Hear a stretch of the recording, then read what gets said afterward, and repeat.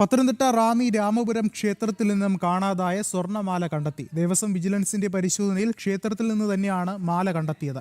കാണിക്കയായി ലഭിച്ച സ്വർണ്ണമാലയാണ് കാണാനില്ല എന്നുള്ള പരാതി ഉയർന്നത്.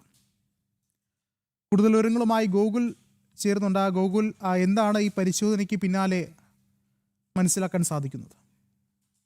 വിഷ്ണു, അതായത് റാന്നി രാമപുരം ക്ഷേത്രത്തിലാണ് ഇത്തരത്തിൽ കാണിക്കയായിട്ട് സമർപ്പിക്കപ്പെട്ട ഒരു സ്വർണ്ണമാല കാണാനില്ലെന്ന് പറഞ്ഞൊരു പരാതി ഉയർന്നു വന്നത്. അതിനെ തുടർന്ന് ഇന്നിപ്പോൾ പകൽ സമയത്ത് ദേവസ്വം വിജിലൻസ് ക്ഷേത്രത്തിൽ പരിശോധനാ നടപടികൾ നടത്തിയിട്ടുണ്ടായിരുന്നു.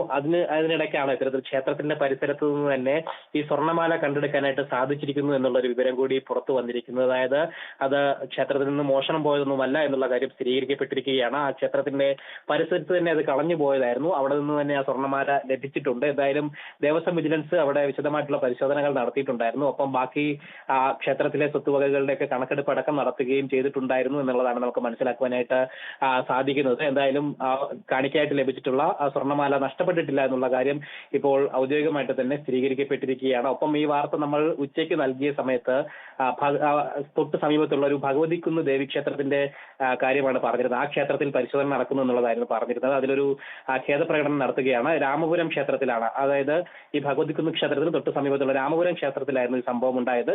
അവിടെയാണ് ദേവസ്വം വിജിലൻസ് പരിശോധന നടത്തുകയും ഇപ്പോൾ ആ മാല കണ്ടെടുക്കുവാനായിട്ട് സാധിക്കുകയും ചെയ്തിരിക്കുന്നത്. വിഷ്ണു, ശരി, ഗോകുലാണ് വിശദമായ വിവരങ്ങൾ നൽകിയത്.